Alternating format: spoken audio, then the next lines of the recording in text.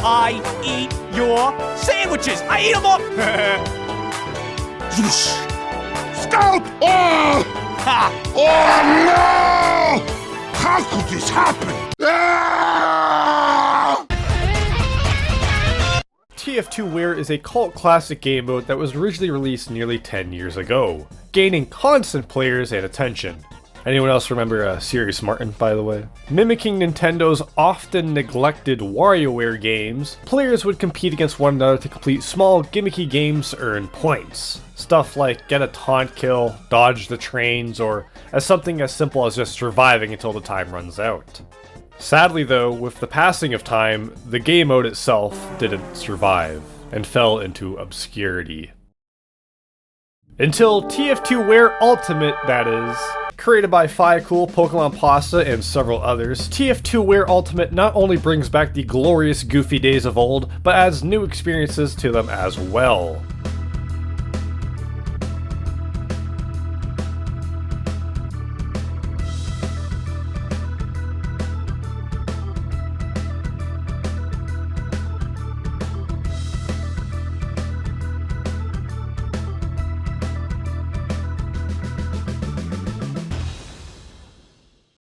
TF2Ware Ultimate has a massive 86 base microgames to play, all worth 1 point upon completion. However, the more games you play, the faster and faster they end up going, making you rely on your reflexes and reading comprehension to get the gold. After 20 of these mini micro games, there will be a boss minigame.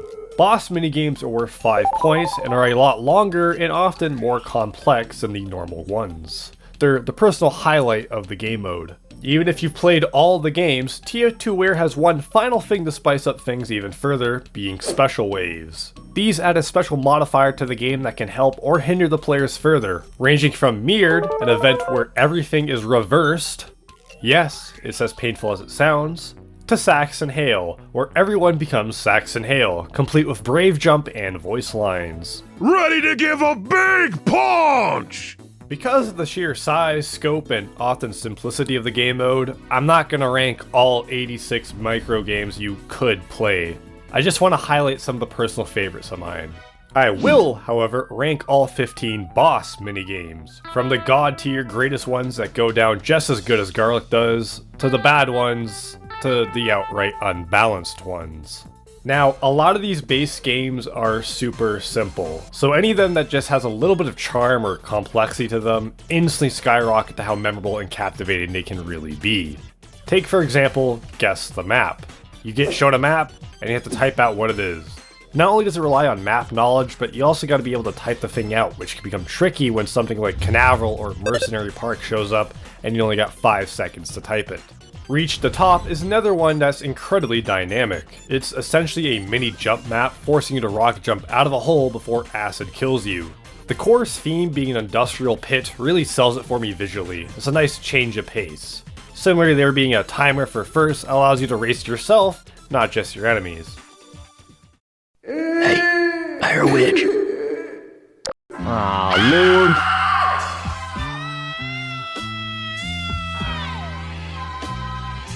Somehow, the witch is here. Not gonna question how this is technically possible, but the familiar foe is sick to see and makes for a memorable minigame. Just don't make any noise. Destroy the Barrels is another simple game in premise, but has some deep-seated strategies to it. All you gotta do is destroy all explosive barrels before time runs out. It balances being on the offensive by getting rid of barrels that are close to nearby players, while being mindful of any that may be around you or that get launched via explosion. Being one of the few game modes where you can actually indirectly mess with enemies, adding another layer to it. Dear Dr. B, why has the combine... It's just neat. I don't got much else to say about this one. It's cool. Easily though, the best minigame has got to be Wanted. There he is. Bitch, I played Mario 64 DS, okay? What about the 15 boss minigames though? While the microgames can get away with the same old stage you'll see 100 times over, boss stages should have some pizzazz to them. They ought to pop out in both their gameplay and looks. Being worth 5 points over 1, they essentially gotta be 5 times better, right?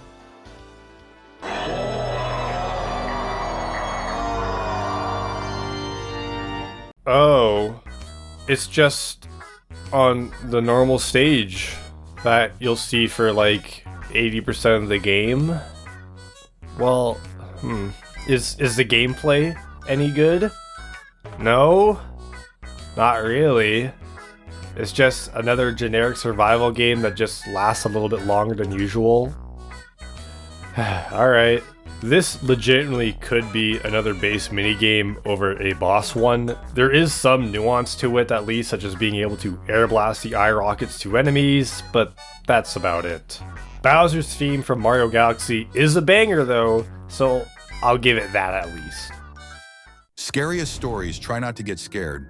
I was walking through the woods when suddenly, the fucking pages guy. Collect my fucking pages. Wow, now you can't see any of the stage. This is easily the most unbalanced minigame out there, and the fact it's a boss one really hurts. Red team is filled completely with medics who have to stumble around in the dark trying to find 8 pages before time runs out. Blue team, on the other hand, is the Slender Man. Yeah, they can not only see completely fine, but they also have an outline on all the medics. And here's where the problem starts. It is legitimately impossible for the medics to win. The sheer amount of Slendermen, especially at higher player counts, makes it impossible to juke or dodge them out, especially when they know exactly where you are at all times. What makes this even worse though is that the Slendermen can see the pages too, meaning they can freely camp one of them and prevent the medics from collecting that page, essentially stalling until time runs out. Oh yeah, if time runs out, the medics lose. While I do think the Monoculus minigame is pretty boring for a boss round, this is legitimately the only game I think should be removed or heavily reworked in TF2Ware. But if I hate it so much, why is it 14 and not 15? Because playing as the Slender Man has none of these problems, allowing you to go on a killing spree while everybody else bitches and complains about it to you. Bring me that hair. What? That one's impossible to get! This pretty little princess is here to kill you! Another slightly unbalanced team-based game, Blue Team is filled with scouts who have to dodge and juke out the red heavies. If they survive till time runs out, they win. If all scouts get touched though, the red heavies win. The arena gradually shrinks the longer the game goes on though, making it harder and harder to avoid getting hugged by a heavy. In larger player counts, I do doubt the fact that scouts can do much to survive, and it's rare to see them actually win this game, but not impossible. Despite how questionably balanced this game mode is, it is fun to play. Coordinating with your heavy teammates to catch a bunch of scouts or darting and dodging around death as a scout is a lot of fun.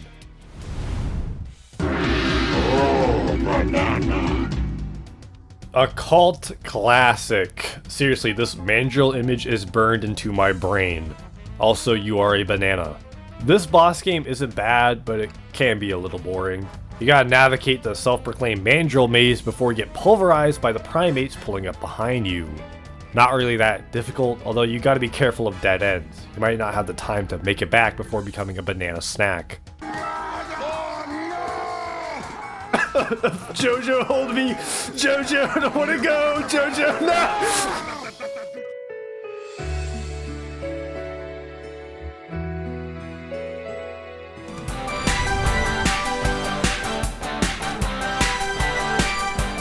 Jacques Jouet is an Italian workout song made in 1981. It's a pretty catchy song that I'm heavily limit testing to see if YouTube copyrights it that sort of plays out like Simon Says. The announcer says to do an action, and you do it. Once you go through the song once, it speeds up greatly, and you do it again. Fun and groovy, but gets old pretty quick.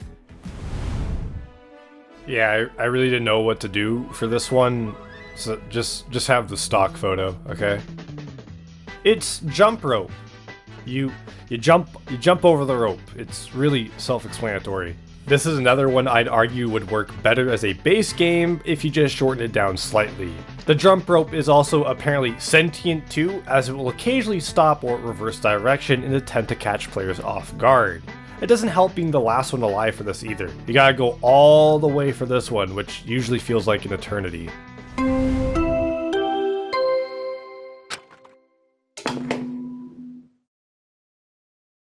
A body has been discovered! Let me hit you with the throwbacks, okay? The typing of the dead. Mario teaches typing. Don't even talk to me if you've never played any of the Jumpstart games before, alright? This boss battle sees you speed typing various words. The more words you get correct, the better your chances are of getting into the next typing round. If you're a slow typer though, you'll be killed off. The words do get harder to type each round though, and the timer starts shrinking too until there's only one player left. While I do think the theming of this minigame and the general idea of it is great, there's just one small problem with it. You actually have to open up the chat every time you want to send a word out. By default it's Y, which can be a bit awkward to hit every time if you get a bit ahead of yourself.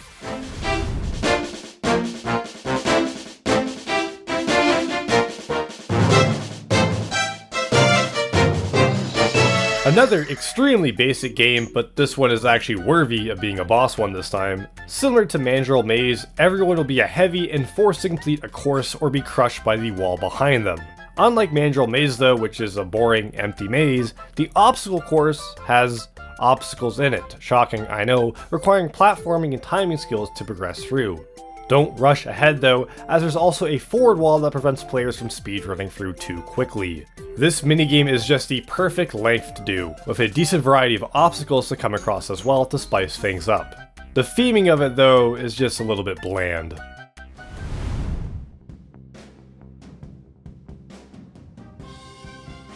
Yet another fantastic theming for a game that's kinda just ruined by TF2's mechanics. I'm sorry. The Wild West is a dual minigame that revolves around quick drawing with your revolver. You stand across from your opponent and wait for the signal to shoot. Last one standing wins. Nice, sweet, and simple, so what's the hate? Couple things really. Obviously whoever has the better ping will often have the better reaction. Not much can be done about that though. TF2 though adds additional problems of how janky its hit detection can be, especially at the worst of times. This issue is made 3 times worse if you're forced to duel someone on the same team as you, as TF2 really struggles with figuring out when a friend is actually a foe. Darn. Escape the Factory combines Mandrill Maze and Obstacle Course together to make a significantly better minigame. You need to navigate and platform around the factory's many conveyor belts, platforms, lasers, and maze-like corridors to reach the end before time runs out and the place blows up. There's a lot of platform that requires time jumping, which, when you're up against the clock, can be stressful. The music, visuals, and theming of this game is one of the best out there, I feel.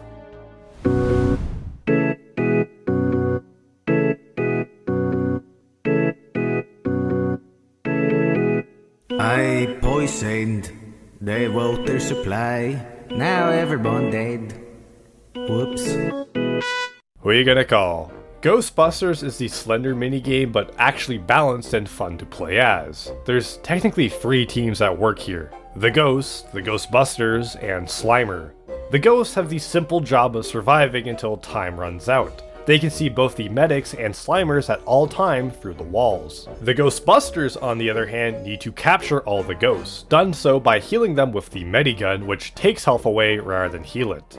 Finally, there's Slimer, who's portrayed as a heavy. They're allied with the other ghosts and can freely punch and hurt the medics to save the ghosts while also being invulnerable to their proton packs. This game is just incredibly creative with the genius way to use TF2's core mechanics to make something truly unique and fun with it. Seriously, having the Medigun lock onto enemies how like the proton packs from Ghostbusters do, only to capture ghosts, is just, 10 out of 10. Having 3 distinct roles also keeps this game mode from getting stale, keeping the fun fresh for repeated playthroughs.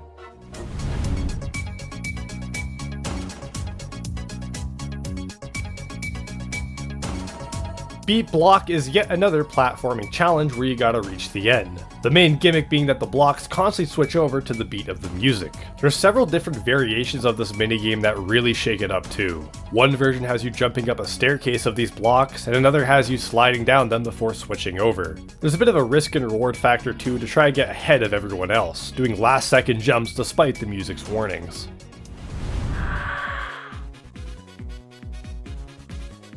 This is the only real free-for-all boss minigame where you can actually hit people. With time, more and more of these platforms will fall around you until there's only one spy left standing though.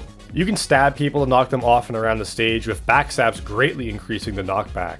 If you do get knocked off though, you can easily recover by hitting the edge, which gives you a little vertical boost similar to the melees in Versus Saxon Hail. Chaotic fun that creates a lot of cinematic moments.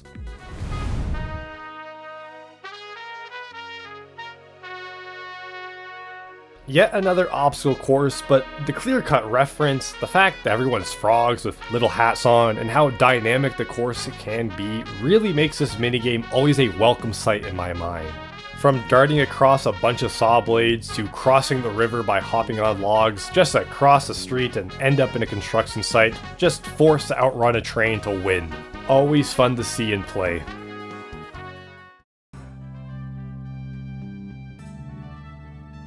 Waluigi time. Go left. Medic.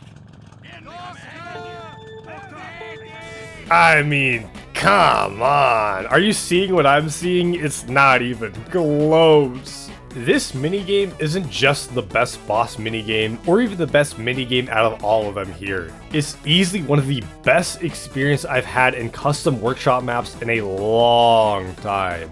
Everything is just so on point.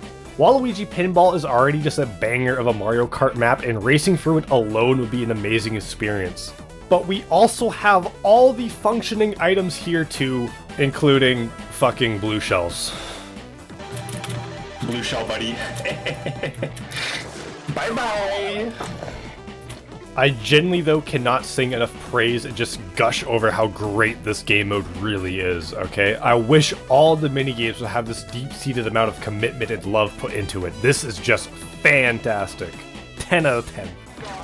Fucking first! Let's go! TF2Ware Ultimate is an amazing game mode to play with your friends or randoms if you're looking to pass the time or for a bit of quick fun. Even if you've played and mastered all the minigames it currently has to offer, there's plenty of special rounds or events that keep shaking it up once you get used to it. Per usual though, I've linked several servers in the description down below for multiple regions. Similarly, I've also added some unique minigames I would love to see be changed or added too. Looking at you, Slender Man. Which minigames strike out to you the most? Which boss games do you find bland, bad, or the best? And why is the Slender Man so damn scary? Hopefully someone will answer one of these questions in the comments down below.